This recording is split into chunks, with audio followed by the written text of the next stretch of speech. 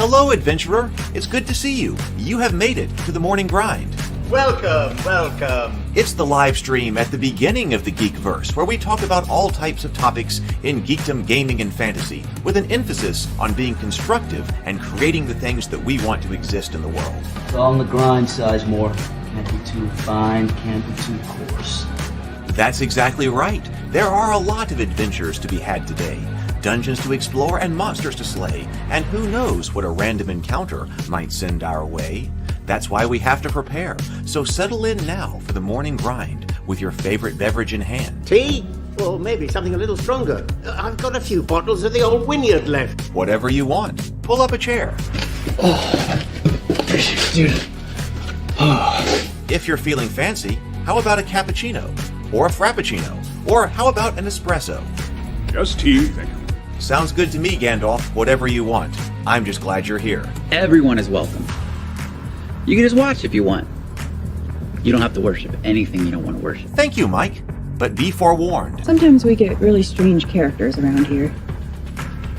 Wait, what's that you say? Why can't you come and be a part of the stream? My wife would disown me. Oh no, I bet she'll be fine with it. Come on in. Am I scared for my safety? No. What are we supposed to do? Everybody do the secret handshake.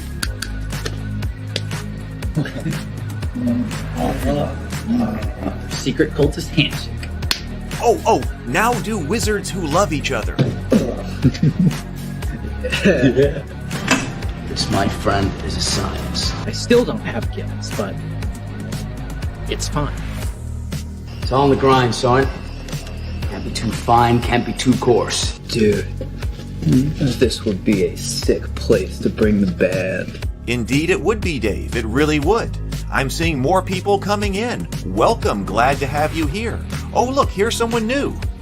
Is this the cultist meetup? Yes it is. Come to hang out? Please accept me.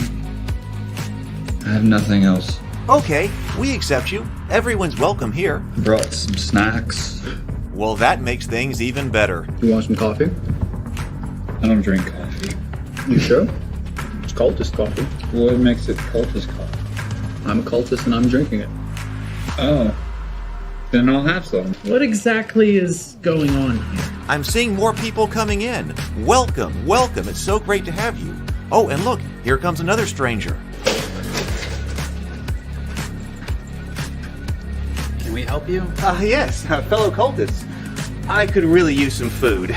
Oh yeah? Welcome. We have donuts. Oh, it's me. I'm glad I'm here.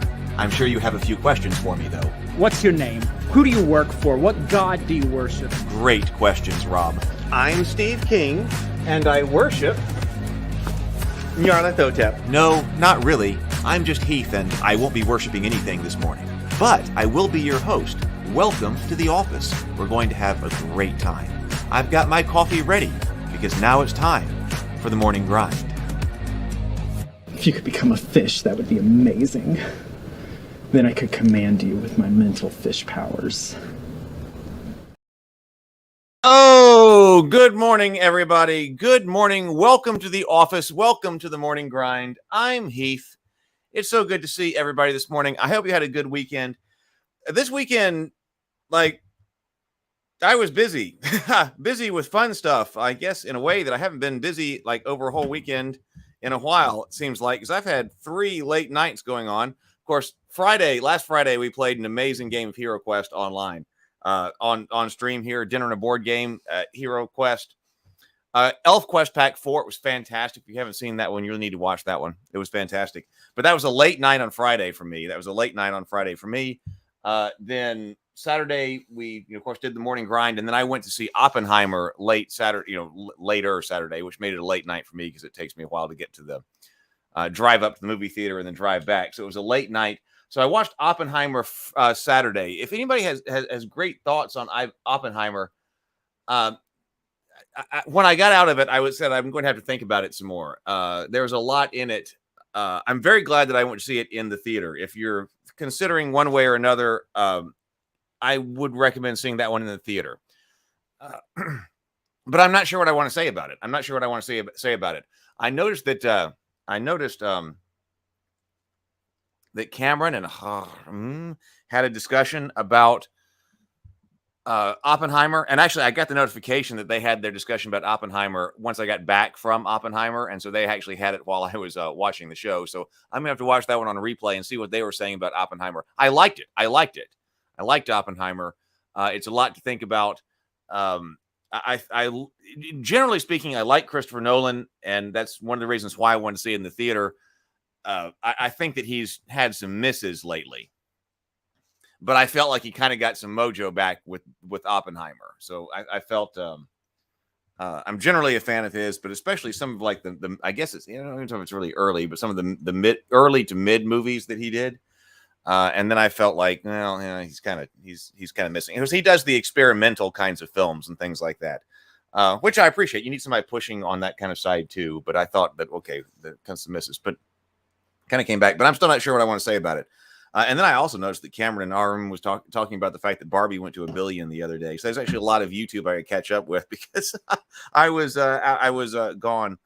And then yesterday, I was going to go see another movie again. I completely screwed up yesterday. So I got up a little bit later yesterday. We did the morning grind, had a fantastic discussion about on AI. And then I was trying to get things ready because I was going to go see a movie, either Mission Impossible. I guess I'm not going to end up seeing Mission Impossible in theaters. Mission Impossible or rewatch Barbie based on our conversation with Cameron. I was going to do one of those two things. But then by the time I got everything packed up that I needed for another thing, and then got out there, I realized I'd screwed up my movie times, and neither one of the movie times, neither one of those slots were something I could go and see.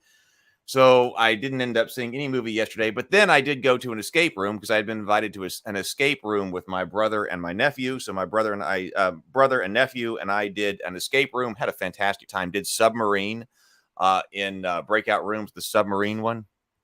For inside like Birmingham Breakout. It was fantastic. Had a great time. We broke out. We did break out. Now we got a couple of hints. There are a couple of things I would not have figured out. I would not have put together. We were like, oh yeah, glad we got the hidden on that. But we got a couple of hints, and then we did break out, and it was so much fun. And then after I left the breakout, I went to have dinner with family. Very important to have dinner with family, friends, and play games and things like that. So last night, it was another late night because I did go over and after the breakout room, have dinner. Megan, Megan from Dinner and a Board Game. She was my co-host. She cooked a fantastic dinner of salmon. Salmon dinner with noodles. A salmon dinner with noodles and all these other kinds of sides and things like that. And then we played Codenames. If you haven't played Codenames, I recommend Codenames. I don't have it sitting here. Is it still in the car? I got to unpack my car. Played Codenames. I really like Codenames. I played that. My brother introduced that to me, and then I was introduced that to them. So Codenames was a lot of fun. Then we played Dominion.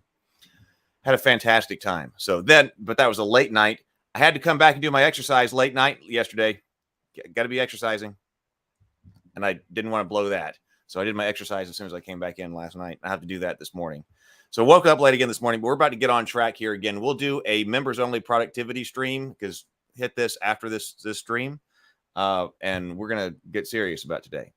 All right. So hope everybody has just as much a fantastic weekend as that. So we will see. Good morning, James. Good morning, Sable. Lady of Pain. Good morning. Good morning. Mike Hansford, good morning. Good morning. We've got Micah here. Good morning, PH. Good morning. I was just talking. Good morning. I was just talking about you. So I haven't gotten to watch all the reports yet because I was gone. But will do. Let's see. Stray's here. Micah's here. Brett's here. Good morning. Good morning.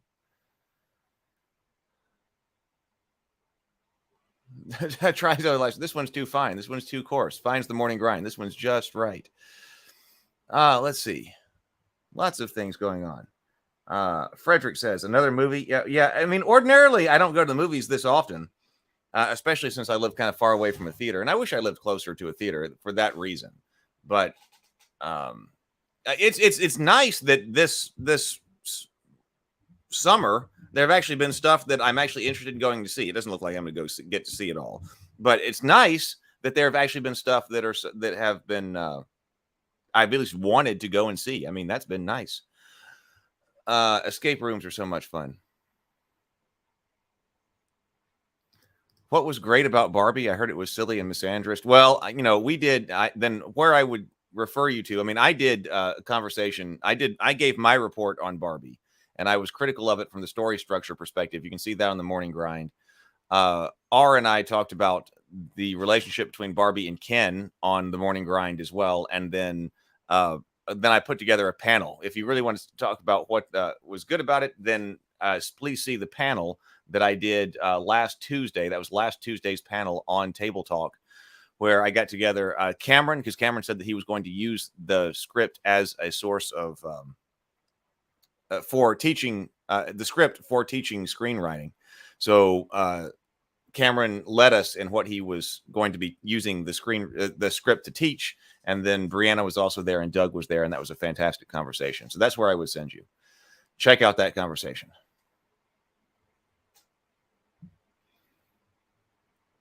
Oh, lots of fun for cold names over here. Good morning, Wild Barley. Good morning. Okay, so let's see. Move to LA. Well, see, that's the time is that the clock is ticking. The clock is tipping. Is ticking because Brianna wants to move out to LA next June. But that means in order to move out to LA, a lot of things have got to happen, which includes having our scripts ready. And I'm way behind. I mean, I don't even have the first 10 pages of the first one yet, and I need 2 or 3. So we will see.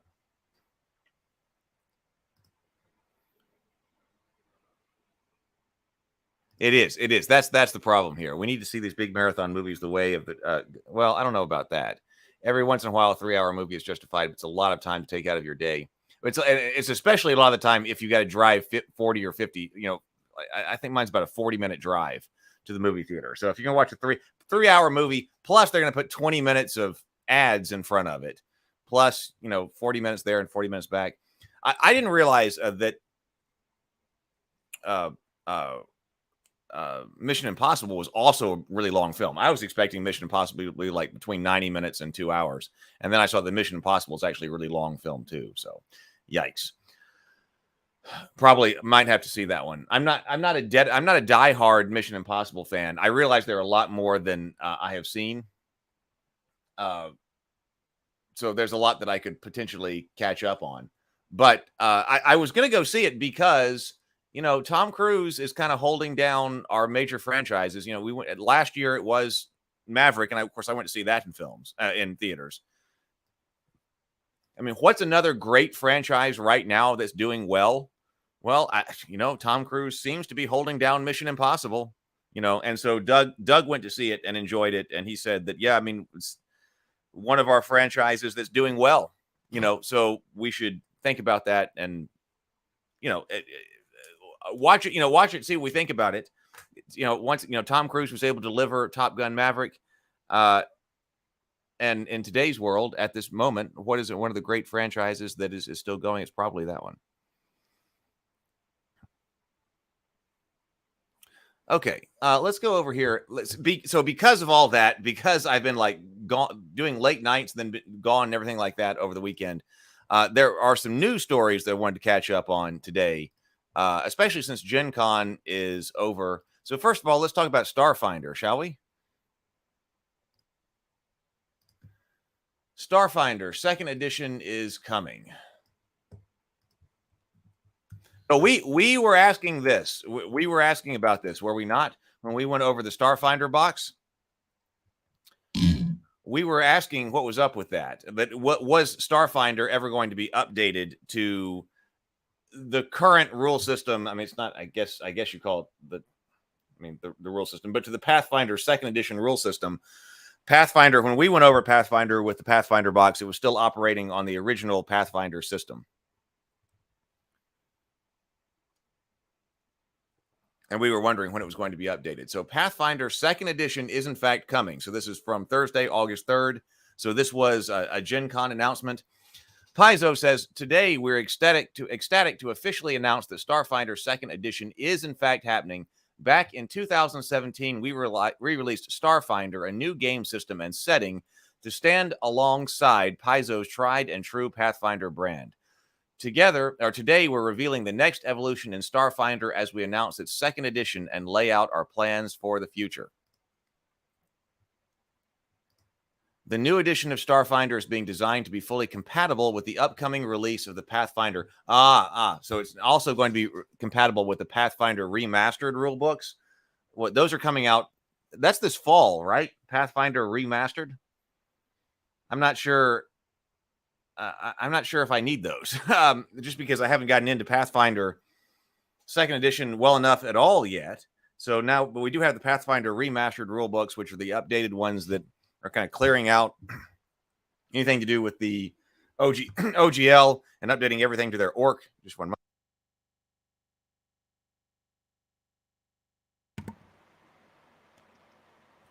And all future Pathfinder second edition products. This means that all your Pathfinder content going forward will be compatible with the new edition of Starfinder, and that all Starfinder second edition content will work with Pathfinder, with your GM's permission, of course. Well, so that's nice. So now, so they're going to be fully integrated. And aren't they in a similar or the same universe anyway? The same galaxy and universe anyway. So I think I remember talking about the relationship between the world of Pathfinder and the world of Starfinder. You know, the lore and stuff like that when we were going over Pathfinder and Starfinder. So now we don't just have compatible lore, but we'll also have compatible rule systems to go back and forth. I'm sure a lot of people will like that. We'll be releasing a full playtest in summer of 2004. Okay, so this is going to be a while away. So we still have next year. So next year we'll get a playtest of the new Starfinder. But we wanted to announce the new edition. We wanted to announce the new edition early because it's our intent to make Starfinder's playtest the most open playtest Paizo has released to date. That all starts today with the release of our first Starfinder field test. Oh, so there is something right here that's coming out, the field test. These documents are a little different than the playtest files we've released in the past. Each field test is a snippet of ongoing design work drafted by the Starfinder team and is intended to show what we're working on and some of the directions we are exploring. Our first document focuses on the first 5 levels of one of our new base classes, the Soldier. Along with this, we've included some rules for futuristic weaponry and a couple of creatures for you to toss into your games. Unlike other playtests, the field test documents will not be accompanied by a feedback survey, as they are intended to be behind-the-scenes looks at what is coming. Look forward to August 2024. Oh, so this is August. It's a whole year. Late summer, when the full playtest launches for your feedback. Along with the first field test, we also wanted to announce the first 4 classes to be included in the upcoming Starfinder playtest rulebook. The Mystic is a spellcasting class that focuses on the divine and primal traditions and has the unique ability to form a bond with the closest allies.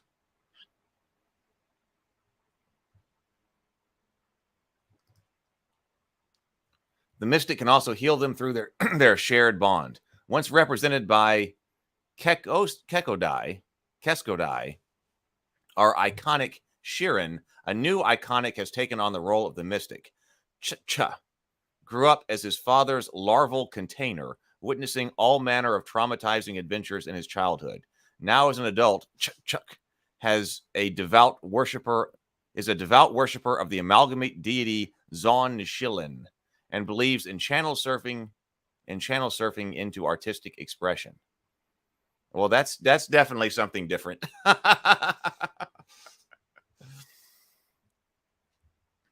The Soldier gets its first preview in today's field test, specializing in taking hits and unloading with area of effect weapons. With different fighting styles at their disposal, soldiers can focus on different areas of importance, like defense, ranged offense, or even a bit of melee effectiveness. The iconic Vesk soldier, Obozaya, returns in all her glory. While she hasn't turned over her Doshko blades yet, age and battle scars have forced Obo to turn her attention to heavy weapons and contributing to the fight in a new way. But don't worry, she still beats things up in melee.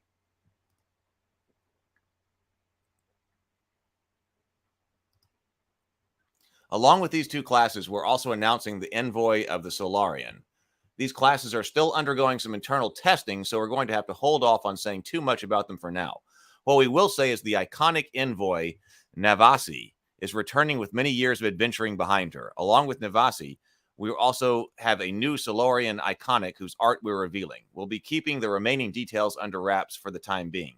Canny viewers should notice the art for this iconic is an ancestry that wasn't in the Starfinder core rulebook. That's because the feline Fatra species are now core ancestry in Starfinder 2nd edition. I do not know enough about Starfinder for all these different things, all these different species and alien races and all of that are coming up in here. So we do. Okay, so here are concept sketches for our 4 iconics. Cha-Cha, a Shirin mystic, Navasi, a human envoy, Oboyaza, a Vesk soldier, an unnamed Fatran Solarian. Concept sketches by Kent Hamilton.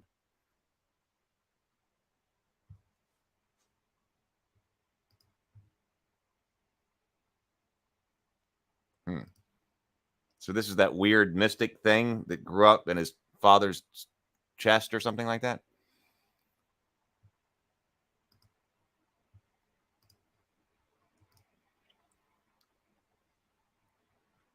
Okay, so there's just a little bit more here. Let's look at this, and then I'll go over the comments.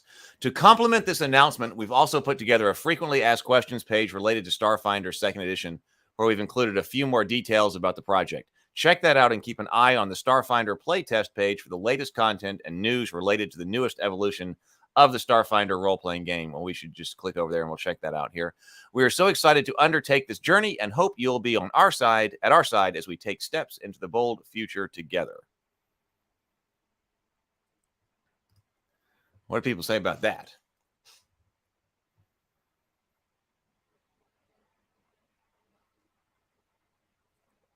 Oh, Moving Castle, I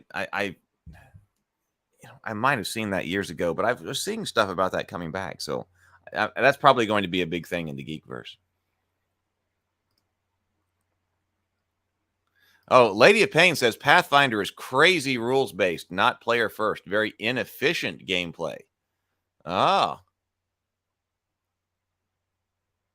The layout of Pathfinder is slammed. Every pixel they can cram text into, they do. Oh. Hey, Trey. It's very dense. It is very dense.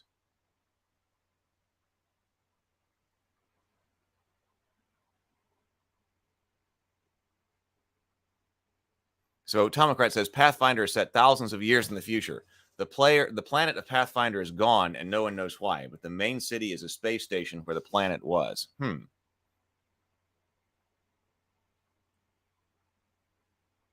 Good morning, Michael Connor. Good morning. Hey, Vision.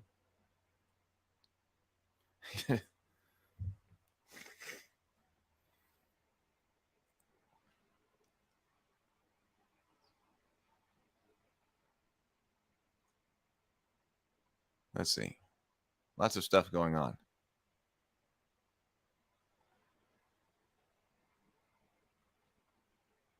Trey says, I like the idea of Pathfinder Starfinder, but what I've read is it's too much crunch for me. It's mechanics heavy. So my issue was when I was wanting to convert Tales of Rabavania to Pathfinder, is that I was like, okay, now how do I do this? There's so much in it that it seems difficult to do. Now, like I said, because I'm not nearly as familiar with Pathfinder 2nd edition, well, or even 1st edition.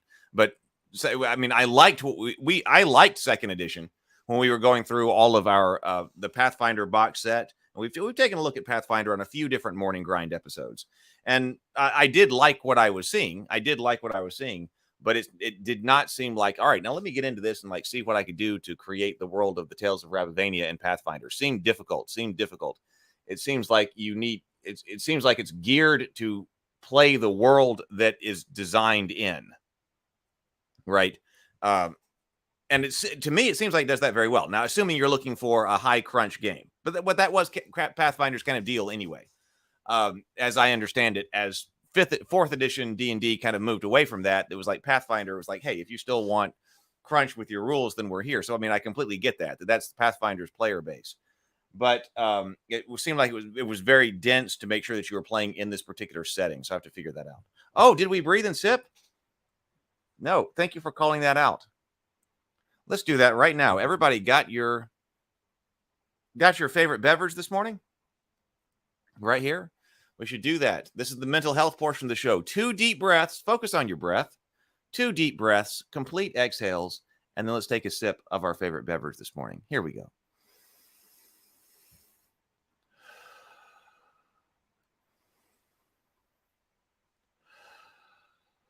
And sip. All right. Thank you for the reminder, Sable.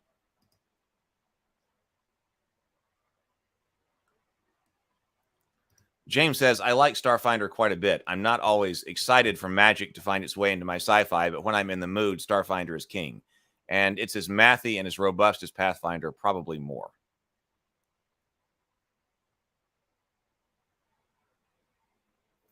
Yeah. Quag. Hey, Quag. Good morning.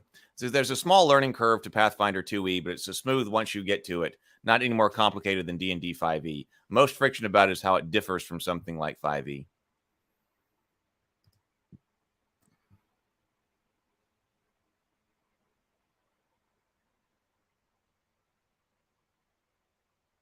Okay, so let's go over here. So what is the playtest over here? So the playtest, we're excited to announce the release of the first Starfinder field test. These documents are a little different than the playtest files we've released because the field test is a snippet of the ongoing design work from the Starfinder team and is intended to show what we're working on and some of the directions we're exploring.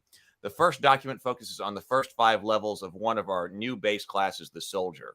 Along with this, we've included some rules for futuristic weaponry and a couple of creatures for you to toss into your games. Unlike other playtests, the field test document will not be accompanied by a feedback survey as this is intended as behind-the-scenes alert. Okay, so download the field test. Welcome to Starfinder 2nd Edition.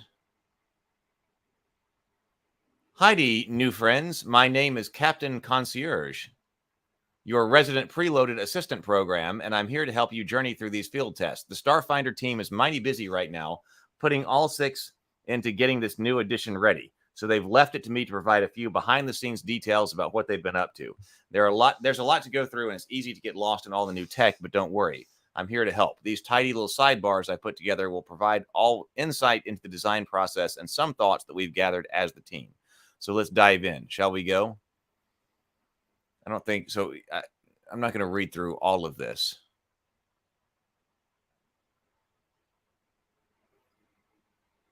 But here is our soldier. Okay, so this does look a lot like Pathfinder, the Pathfinder 2nd Edition over here with like initial proficiencies at first level. You gain the list of proficiencies ranks in the following stats. You're untrained in anything not listed unless you gain a better proficiency rank in some other way. Perception, trained in perception. Saving throws, expert in fortitude, trained in reflex, trained in will. Skills, trained in intimidations, trained in a number of additional skills. Attacks, trained in simple martial and unarmed weapons, trained in armor, trained in unarmored defense, trained in soldier class DC. Key attribute, Constitution. Hit points 10 plus your Constitution modifier.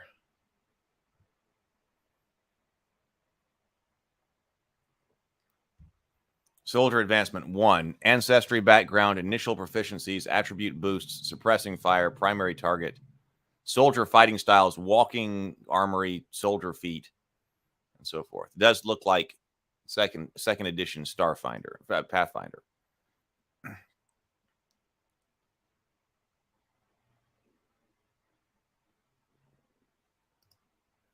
Let's see.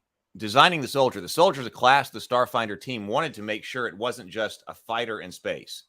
Their approach so far has been to design the soldier as a class that can absorb more damage than a fighter, with similar scaling to the champion class in terms of its defensive capabilities.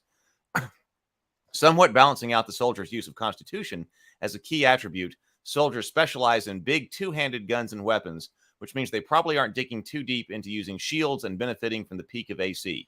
The Starfinder team really wanted to explore the design space of area weapons in Starfinder, letting them focus on the use of these weapons by a class.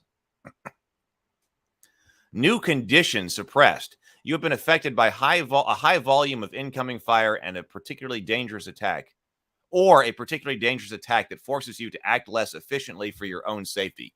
You take -1 circumstance penalty on all rolls and a -5-foot status penalty to your speed.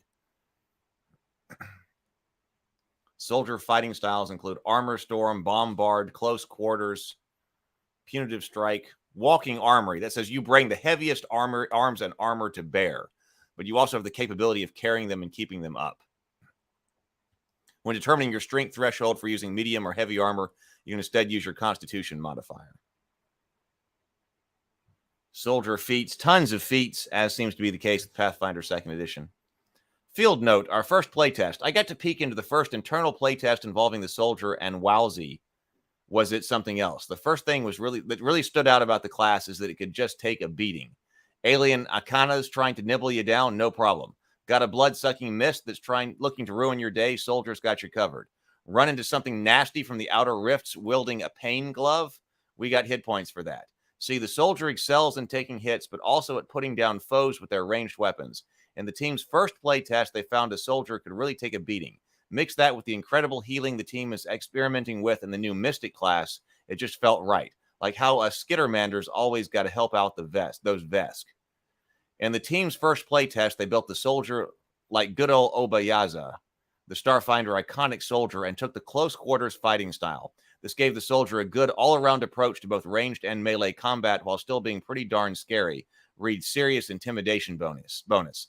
This made for an interesting back and forth during play when the soldier would try to set up and shoot with an area weapon before swapping to melee once the critters got in close.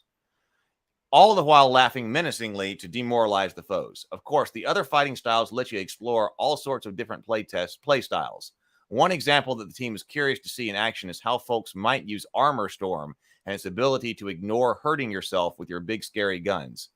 The team is about 3.333% sure there's no broken combo in there. That sounds about right at this level of playtesting. Or different at this particular stage of playtesting. After the current playtest, the Starfinder team is curious to see if the soldier is too durable of a class. They're looking at its overall role in combat beyond just soaking damage and want to see if there's anything is missing from the play experience. The focus on ranged area weapons is the intended niche here, while also giving parties something of an anvil to center their combats on.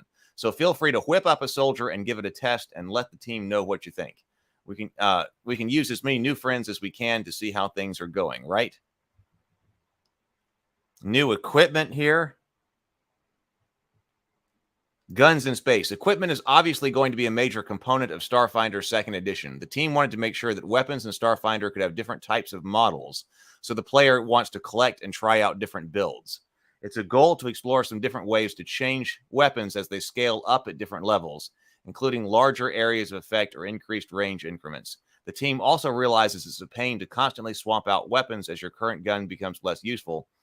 And while that's not covered in this document, the team intends to make sure the game has the ability for PCs to upgrade their guns as they progress instead of just swapping them out.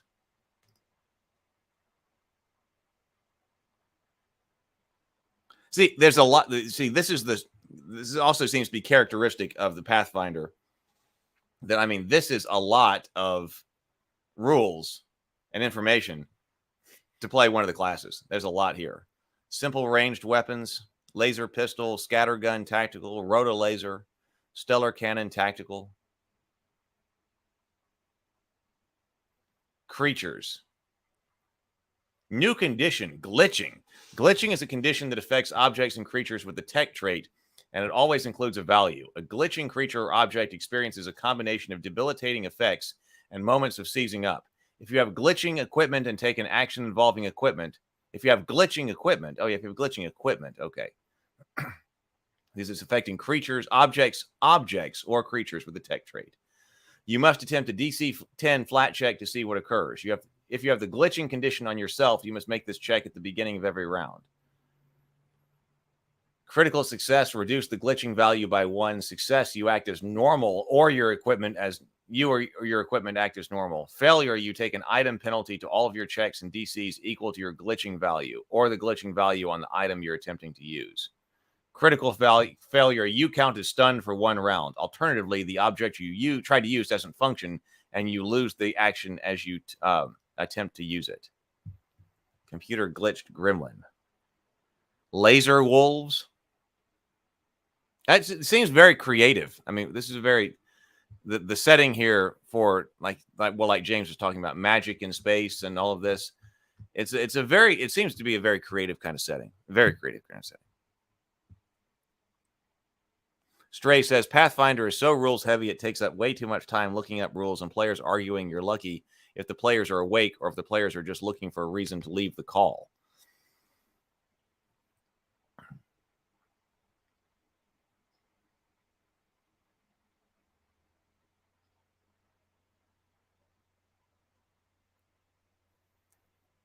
Let's see. Just looking through the comments here.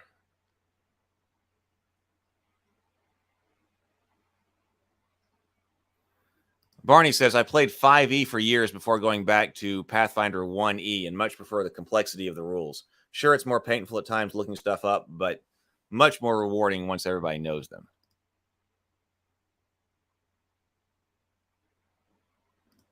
Michael says, this is sounding like an MMO and not an RPG.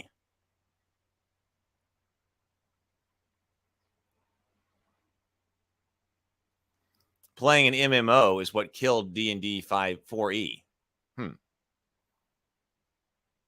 So if you want to get into this in more detail, I found it by looking up just like Starfinder playtest. So yes, this is on their websites. Everybody can get to it. Good morning, Robert. Okay, so that's what's going on with Starfinder and Pathfinder, or Starfinder and Paizo, rather. There's also information about Critical Role's Daggerheart. And, but you know, the Darrington Press or Darrington, I think it's Darrington Press website is not working for me. For some reason, I can't get to that website directly. So I'm going to have to take a look at what somebody else, this was recommended on the Ravenkeep Discord server right here. So this is Daggerheart's first impression. Critical Role's new tabletop RPG blends crunch and narrative play in unique ways. I don't know what that was. Why can't I zoom in?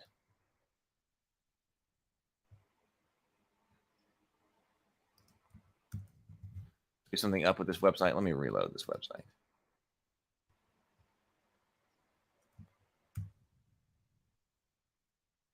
Huh.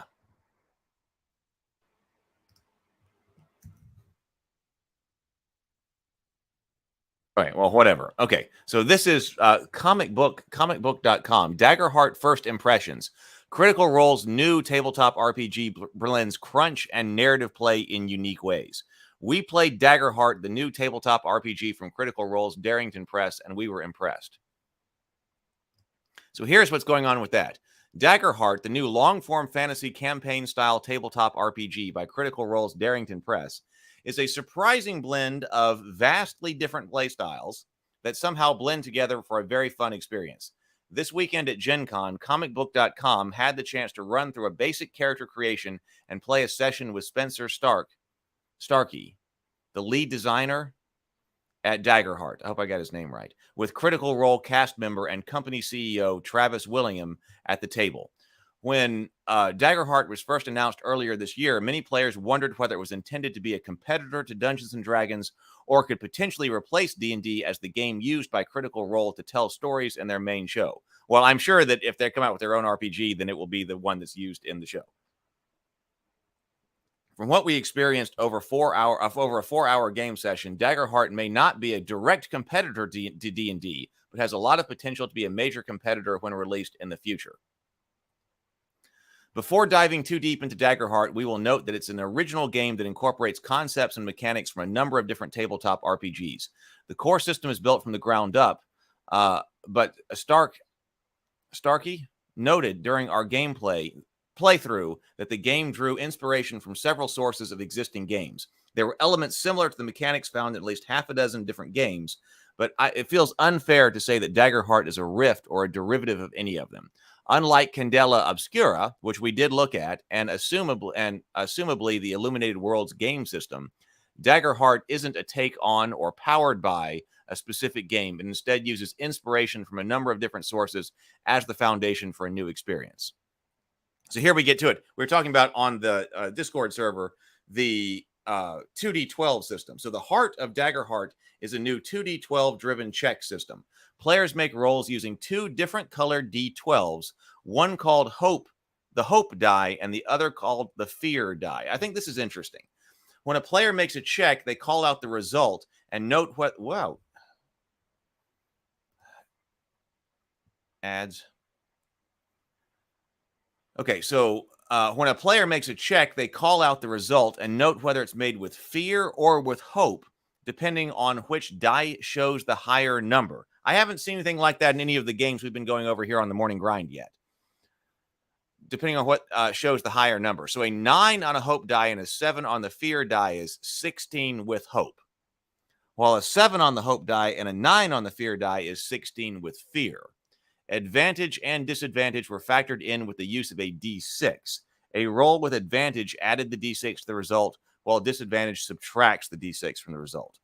Doubles on the D12s results in a critical success, which is a success with no negative consequences and usually a narrative bonus as a result.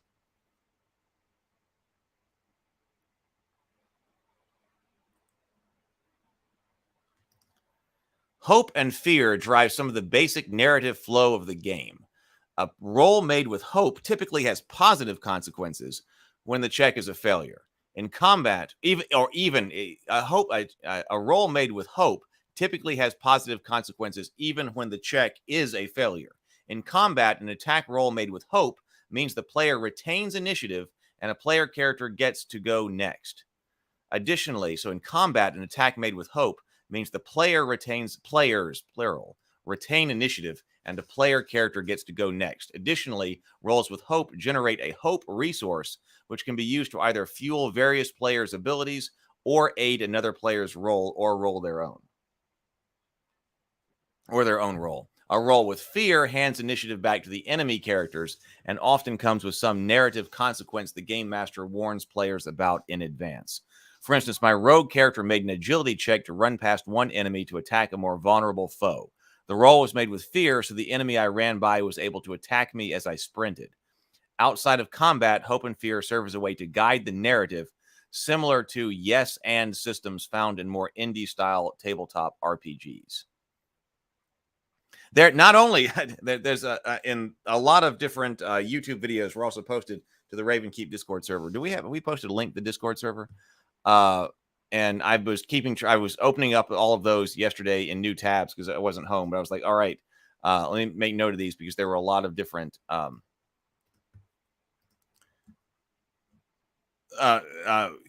videos posted about announcements at GenCon and Starfinder and all of that as well.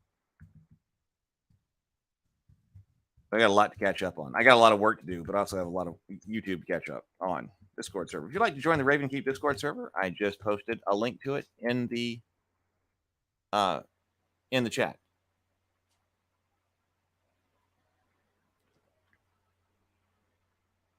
Tomocrat says, I did like their setup, 2d12 good and bad rolls.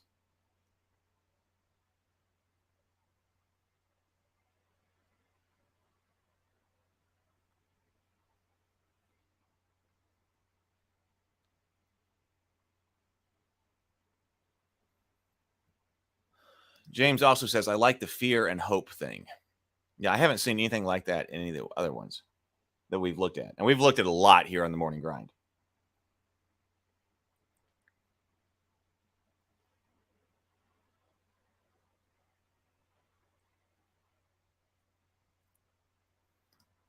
James says, first rule of improv. I like these systems, but they have to hit just right, like 10 candles. Man, I didn't think about 10 candles. I need to next time we go over like Sunday, like we should be playing games more frequently on Sunday night with the family. But 10 candles, I need to remember to take that up there. Organize that.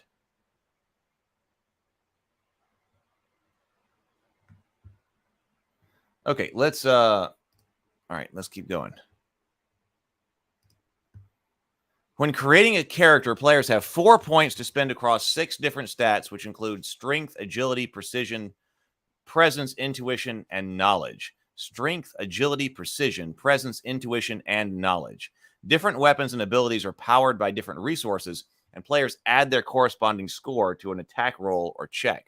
For instance, my rogue had an innate spellcasting ability that allowed me to summon a cloud of darkness I made after a successful agility roll with a preset DC. When asking whether a character could do something or had knowledge about something, it was up to the GM to decide what ability a player rolled and with what the result could potentially be. I'll note that player characters often have abilities that gave them advantage or allowed them to spend hope or take a point of stress to gain advantage on role-playing and social roles, which indicated that sessions aren't necessarily driven by combat. One of the more intriguing and unique bits of Daggerheart is the card-based system that players use to choose their characters' abilities. Which, by the way, speaking of card-based RPGs, that's and deck-building kinds of RPGs, that does seem to be what Gloomhaven is going to be, which makes sense because Gloomhaven, the board game, was so deck-heavy. I mean, obviously. So we're going to have to take a look later at the Gloomhaven RPG as well. So because we talked about potentially deck building as a mechanic for RPG design in the past. So we definitely have that in Gloomhaven, and it seems like we're going to have some of that here in Daggerheart.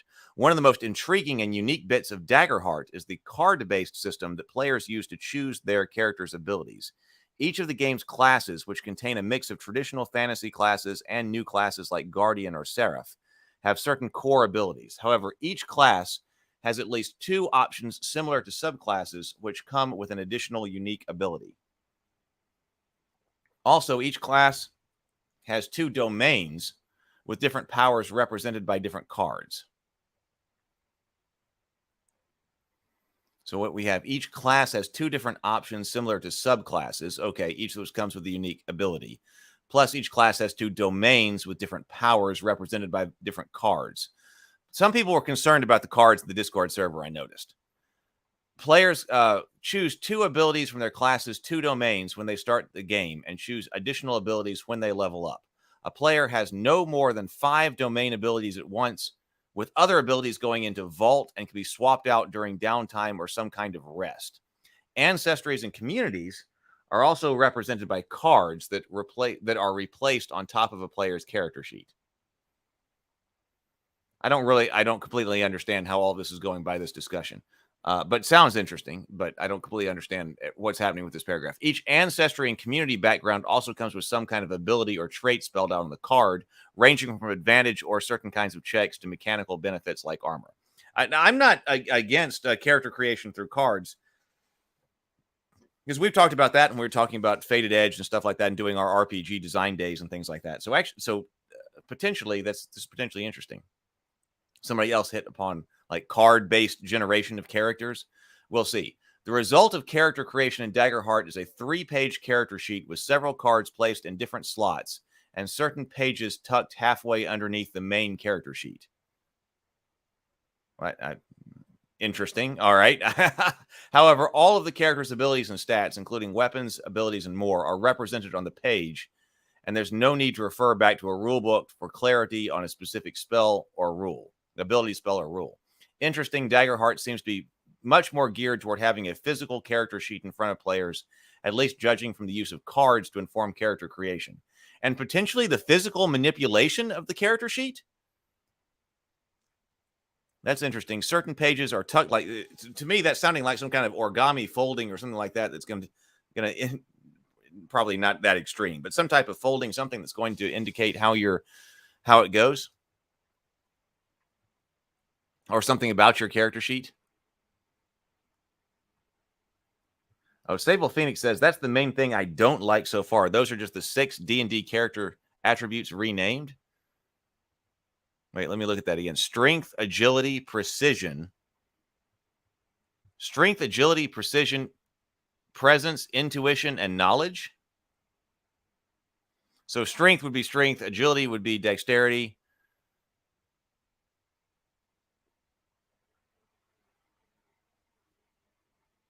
No, well, I'm not. I didn't pick up on that. Knowledge might be intelligence. So you think presence might be charisma, and intuition, wisdom?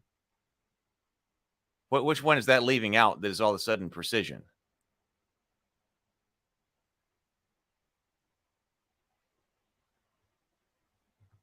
Wait a minute. Now I'm having I'm having I come up with it. What are my D&D character stats? Why all of a sudden can't I remember when I'm looking at these? Which one am I missing? Constitution? Constitution? Yeah, Constitution. So, but like Constitution isn't presence. So it seemed a little bit different to me.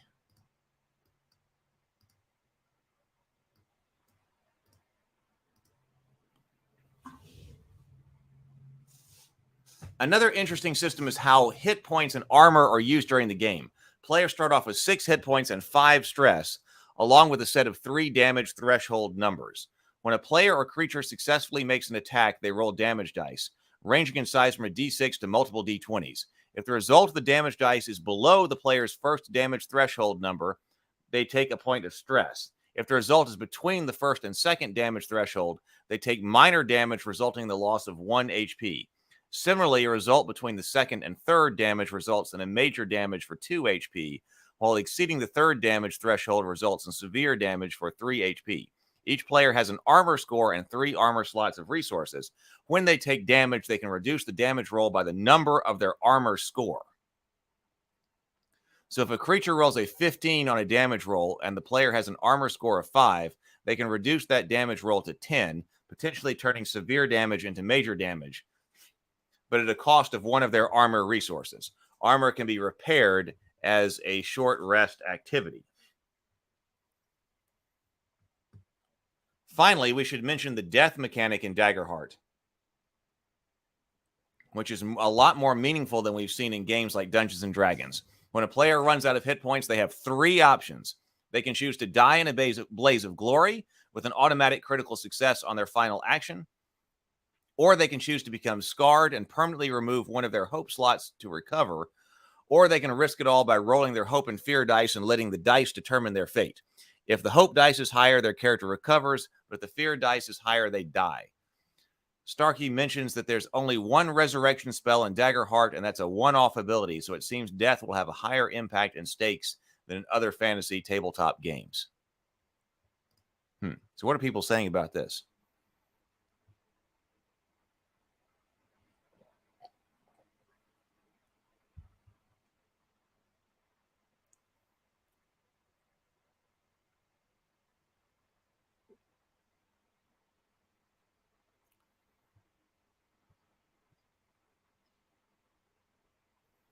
Lady of Pain says, I bartended up there for the past 60 hours. Almost 4,000 people there from the greater LA area. Not one person has heard of Critical Role. We really like cards around here. I do. Cards are great at the table, James says. My first exposure to cards in a tabletop RPG was with Dragonlance 5th edition. It was a diceless pseudo trick-taking system. Do you bid with cards for combat and skill checks? I bet, so Sable says, I bet strength is con, agility is strength, and precision is dex. Well, that could be. I mean, it could be. Presence is charisma, intuition is wisdom, and knowledge is int. Yeah, those 3 I can see.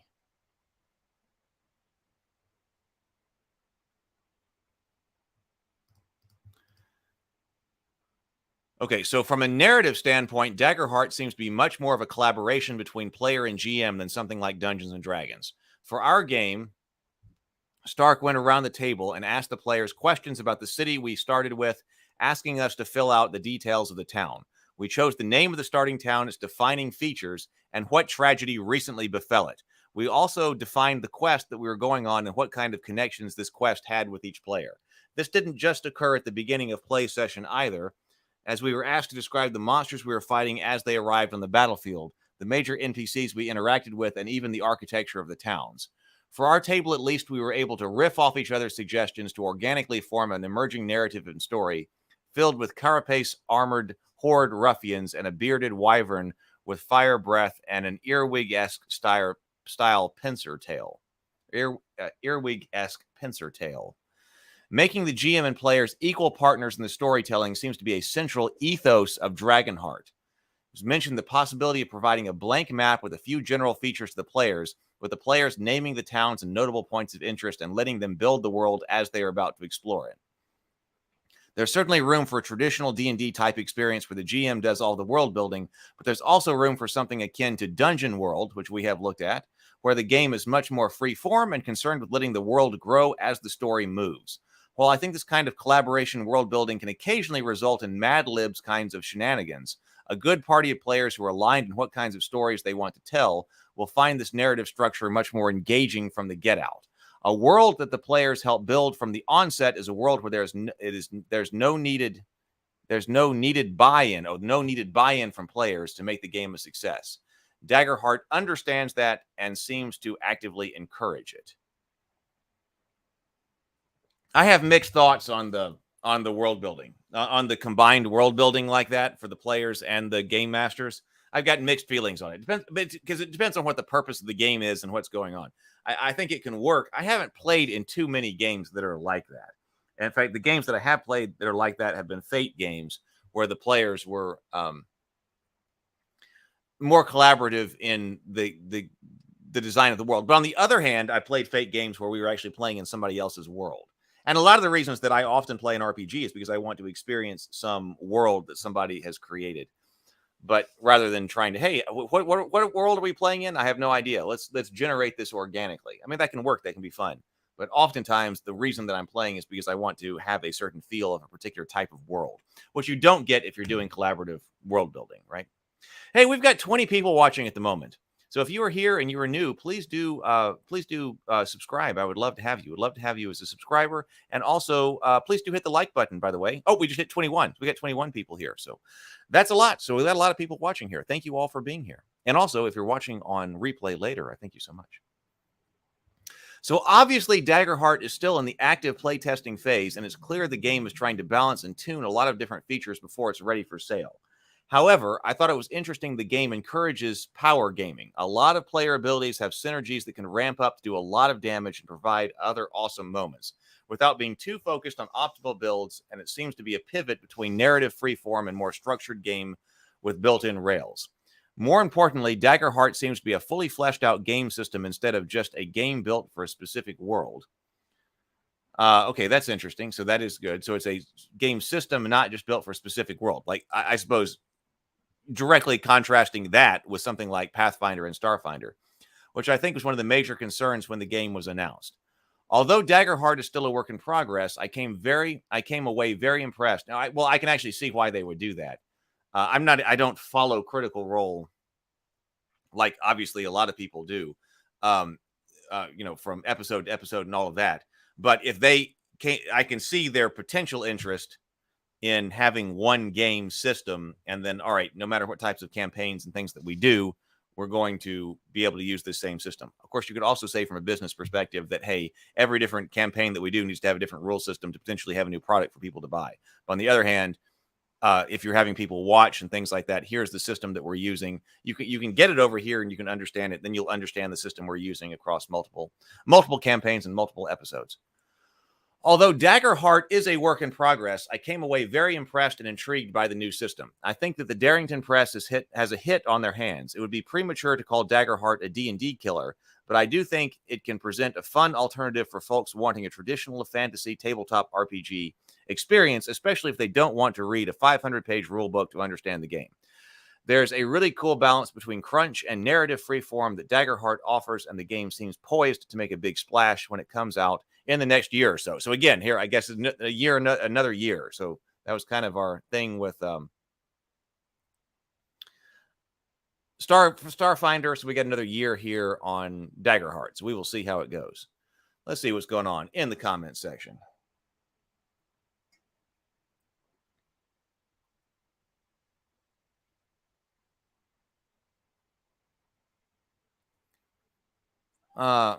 Michael says this sounds like a board game.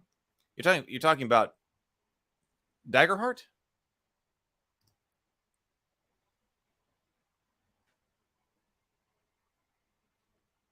Or are you talking about Pathfinder?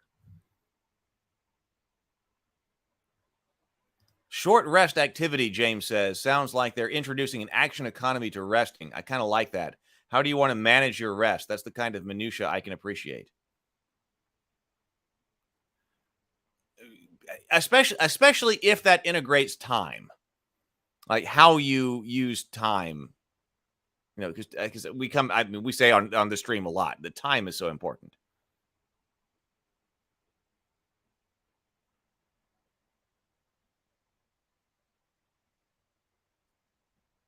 Oh, we got a report from Robert about how the AI development of the text-based adventure now is going. Robert says, exits now consistently showing the prior room's entry point in JavaScript generated game console, now appended to system prompt. Trick is getting AI to always display console. More boulders. More rocks to move. We got a bunch of creative people here creating all kinds of things.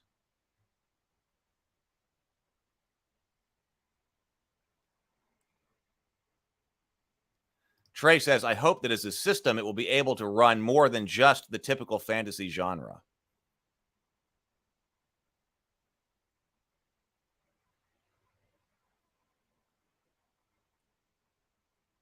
Daggerheart is throwing a lot of shade.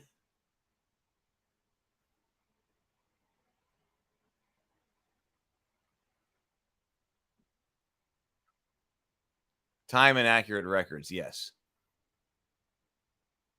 Okay, well, let's go over here. So that's that's interesting. So all right, we'll keep following Daggerheart as well and see what's going on with Daggerheart and its development as well.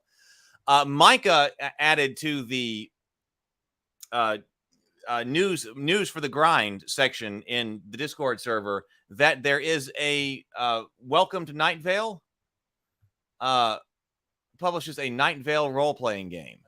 I didn't know about this, so thank you so much, Micah, for posting this. I was introduced to Night Vale through Brianna. Brianna introduced me to Night Vale when we were first working on the Cultists. The Cultists episode, the first season of the Cultists, and she was like, I love Night Vale. And I was like, I have not heard of this. So sometimes as we were like cooking dinner together or cleaning up the house or something like that, as we were working, we would listen to Night Vale. And and she was on one of the dinner and a board game episodes, she's wearing a Night Vale, like I think it's a hoodie. I don't think it's a sweatshirt, but it's some kind of hoodie. She was like, people will know the Night Vale emblem. So does anybody here watch Night Vale? I actually haven't. I don't know if they're still going. I haven't listened to it in a long time, but some of the, I guess probably since then or a little bit after, but I listened to like the first, I don't know if they come in seasons and stuff like that, but some of this early stuff, I thought was fantastic. If you don't know what Night Vale is, I highly recommend you listen to it. Coming over here to Welcome to Night Vale. I guess most people know what I'm talking about here. You guys listen to Night Vale. Welcome to Night Vale. It's very Lovecraftian, so if you're interested in that, Welcome to Night Vale on YouTube. Well, it's got a website, of course, that you can go to. But if you go to YouTube, Welcome to Night Vale.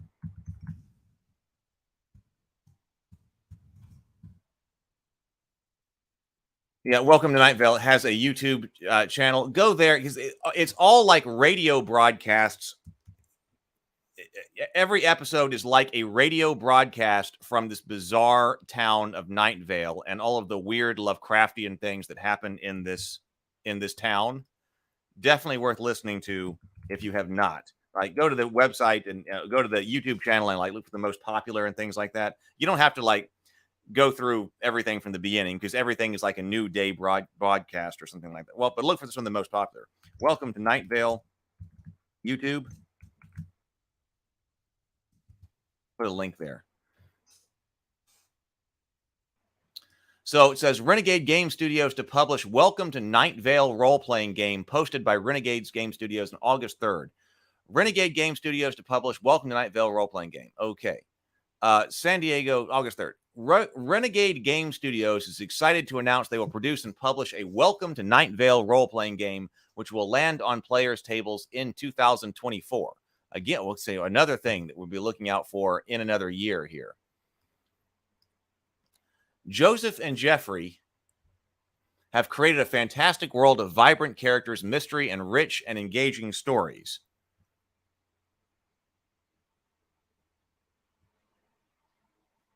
Role players around the world have long been fans of the series, and we're excited to now allow them to have their own adventures in the world of Night Vale, says Scott Gaeta, president and publisher at Renegade. For over a decade, Jeffrey and I have been building the world of Night Vale with our podcast, touring live shows, and novels. I didn't know there were novels. We cannot wait for people to finally get to step into the world for themselves and start telling their own stories about a weird little desert town, says Night Vale co-creator Joseph Fink. So sign up for the Night Vale newsletter. Oh, there isn't quite as much here, but I think that's fun. So that's coming. About Night Vale presents Welcome to Night Vale is the most popular fiction podcast in the world. Created in 2012 by Joseph Fink and Jeffrey Cranor. Welcome to Night Vale has been downloaded over 350 million times. Fink and Cranor have since expanded the world of the podcasts into a New York Times best-selling series of novels. Oh, I completely missed that. And touring live show. I knew they did that, touring live shows. They're played across the United States and 20 other countries, including 2 West End theaters and the Sydney Opera House. So everybody loves Welcome to Night Vale. Oh, double crit fail. Also, stay out of the dog park. Yes, there's so many. If you don't know Welcome to Night Vale and you are here, there are so many references that now that I hear, like, stay out of the dog park, because like whatever is happening in there that you get that I would not have picked up on had I not been listening to Welcome to Nightingale. Yes, I think you'll like it, James. I think you'll like it. Just go to like season 1 or something like that if you can find it, and just listen to that. Is that there's a thin line between weird and beautiful, and that line is covered with jellyfish. Is it safe for teens? Everything that I listened to was safe for teens. Yeah, I mean, I believe so. So other people can also comment on that if they've listened to more of it. But I've listened to, I know at least, I don't know if it's actually seasons or something like that. But my kids love creepy horror. So yeah, I would say that it is safe for teens, at least with everything that I have heard. Oldest, if I go to oldest, the drawbridge. Yeah, I can't speak to anything. I can't speak to the entire thing, but everything I listened to was fun. And it's also humor. So it's the Lovecraftian elements, but it's also humorous. It's not really a horror thing. It just uses all those elements for comedy. It's pretty funny. And in fact, I was thinking about I have an uncle who can, it's kind of whimsical in other elements too. It's like kind of whimsical and comical with Lovecraftian elements. And I was like, man, I've got an uncle who can completely do things like that, and should have. All right, so what's going on here? One thing I want to do is I want to put together. Some people have these diagrams, and Brianna created one of these about different projects that are going on, so that we can keep track of the way different projects are going and the process of those. Because, okay, so the Goodnight Sword Kickstarter concluded. That was a little while ago. I'm still trying to figure out exactly where to go next. I would like to try to do something for Christmas, but on the other hand, I've had somebody who's interested and says that we could probably do more with Goodnight Sword, because we need to, it would be great to have more people who are interested in the Tales of Ravivania, and Goodnight Sword is a really good intro to that. So, we've got several different projects that are kind of in the works, but on the other hand, if we need to go back and work on something to, or go back to something to promote it more and so forth, we perhaps should. I guess I should say, since we have some new people here, if you're not sure what I'm talking about with Goodnight Sword was my children's book set in the Tales of Ravivania, the first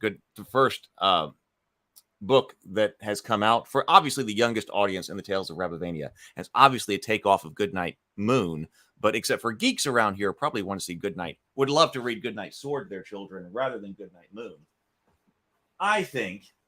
And I've been talking with somebody about potential strategies to promote that more, and that would be great. And then also, the Tales of Rabavania RPG World Primer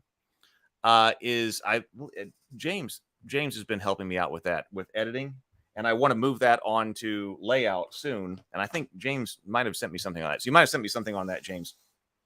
I just haven't seen it because I was out late last night and then came up here and did the show. So I'm also looking at releasing the Tales of Rabavania RPG. That may be the first of next year. It may be the first of next year. But I'm looking for another project to do between now and the end of the year. I've got a couple of different potential ones. There's some Christmas stories that I wanted to release, some fantasy angled kind of Christmas stories. So it might be one of those that needs to come out. So I'm thinking about putting together like a graphic to explain the different projects we have going and all of their different states so we can keep track of that, because I also need to be able to keep track of that. So that's what I'm thinking. But there's also been a lot of time going back to Goodnight Sword and going, wait a minute, now can we do something else with Goodnight Sword now that we know that it's out and we can do well with it? Oh, edits are half done, James says. Thank you. That's incredible. That's moving very fast. Yeah, exactly. Night Vale's humor comes from treating the utterly bizarre and nonsensical as if it's mundane in every way. Exactly. Yes, exactly. That is a great description of that. So we've got this absolutely utterly mundane news broadcast, like news radio broadcast that you're listening to, treating all of these really bizarre, weird things that are happening in this town completely normally. Is there a podcast section of the Discord? Not explicitly. We could put that in general geekdom for the moment. All right. Let's see. I'm thinking that what we need to do next is run a members only productivity stream, because I have not written yet today.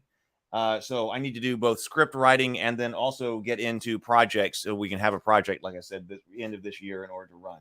So I've got, of course, I've also got I guess I'll do my workout after that. Got to be staying on top of your workouts as well, people.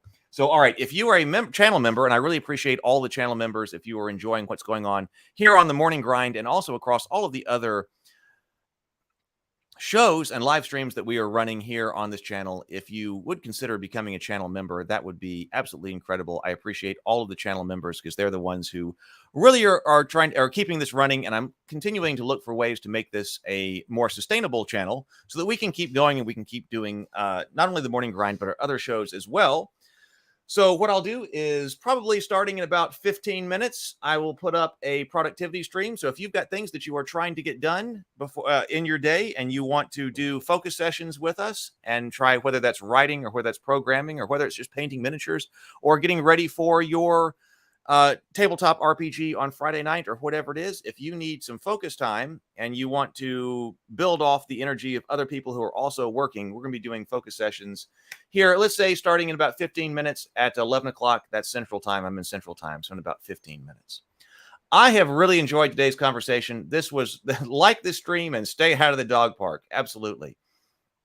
I really appreciate everybody being here. I love the conversations we have. This is why I love doing the morning shows, because I love hearing your comments. It extends the conversation and makes the show better.